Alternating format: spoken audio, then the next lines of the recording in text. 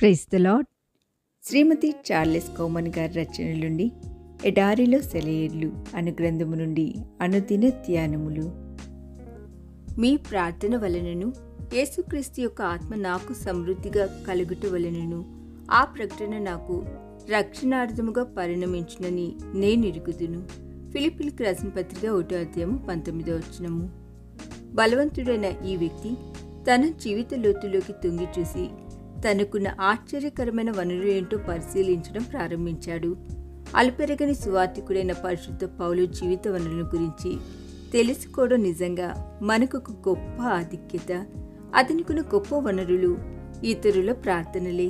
నైరాసపు నిశీది వేళలు భీకరమైన అంధకార శక్తులతో పోరాడే ఆ వ్యక్తికి ఎక్కడో ఎవరో తన కోసం చేస్తున్న ప్రార్థనలు 1000 ఏనుగుల బలాన్నిచ్చాయి. ఇంతకీ పౌలుకు ప్రార్థనల అవసరం ఎందుకొచ్చింది? పౌలు బంధకముల్లో ఉన్నాడు. ఈ పాటికి అతడు సువార్తతో ఆసియా ఖండానంతటినీ చుట్టేశాడు. పెద్ద పెద్ద పట్టణాలు, నగరాలను, మారుమూల ప్రాంతాలను, మంచుతో నిండిన కొండలను, వ్యాధులతో అట్టుడికిపోయే పల్లపు ప్రాంతాలను అతడు సువార్తతో స్పర్శించాడు. తన చేతిలోని పరలోక దివిటీతో అతడు అనేక ప్రాంతాలలో మంటలు మండించాడు. పరలోక రాజ్యానికి రాజబాట వేశాడు. తన నోటి మాటలతో అతడు అనేక సంఘాలను స్థాపించాడు.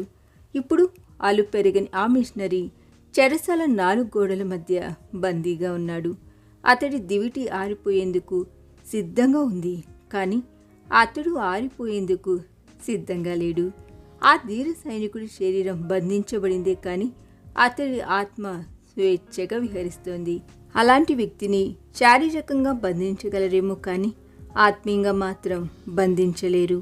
అలాంటి వ్యక్తులు చీకటి చెరసాలను పరలోక ఆశీర్వాదపు సెలయేటి ఊటలుగా మార్చుకుంటారు.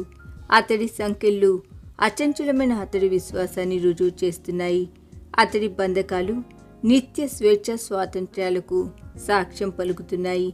పౌలు జీవితంలో ఇది ఒక గంభీరమైన సమయం.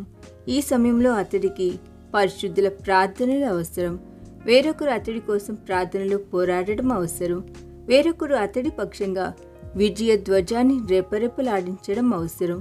ప్రార్థన విశ్వాస వీరుల ఆంతర్యంలోనికి దైవిక శక్తిని విడుదల చేస్తుంది.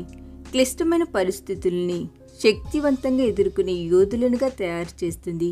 మనం మన గదిలో మోకరించి విదేశీ పొలాల్లో సువార్త విత్తనాలు విత్తుతున్న మిషనరీల ప్రక్కన నడవచ్చు. క్లిష్టమైన పరిస్థితుల మధ్య ఆడుతూ పాడుతూ పరిచయం చేసేందుకు వాళ్లకు శక్తిని అందించవచ్చు. స్థానిక సంఘంలో ప్రసంగ వేదిక వద్ద జీవవాక్యాన్ని ప్రకటిస్తున్న బోధకుడి వనరులు అధికం కావాలంటే అతడికి ప్రార్థన సహచరులు అవసరం. అతడి నోటి నుండి వెలువడే మాటలు శ్రోతల హృదయాలలో మంటలు మండించాలంటే సహచరుల ప్రార్థనలు అవసరం. ఒనేసిము పౌలుకు ప్రార్థనా సహచరుడిగా పనిచేశాడు. అకుల అపోలకు ప్రార్థనా సహచరుడిగా పనిచేశాడు. భూమి మీద జరిగే పరలోక రాజ్య యుద్ధంలో ప్రతి క్రైస్తవుడు కూడా ఒక ప్రార్థనా యోధుడు కావాలి. గాఢాంధకారపు రాత్రి వేళల్లో మూసిన తలుపుల వెనుక చేయబడే శక్తివంతమైన ప్రార్థనలు దేవుని సేవకుల కన్నీటిని తుడుస్తాయి. నైరాసపు గడియల్లో వాళ్ళను ఆదరించి ఓదార్చి బలపరిచేందుకు దేవుని ప్రేమ హస్తాన్ని కదిలిస్తాయి. పట్టుదల ప్రార్థనలు పెదవుల్లోంచి వచ్చే పదజాలాలు కాదు, అవి శక్తివంతమైన కార్యాలను జరిగించే బలమైన ఆయుధాలు. అలసిన మనసుకు విశ్రాంతి, విషాద హృదయానికి ఉల్లాసం.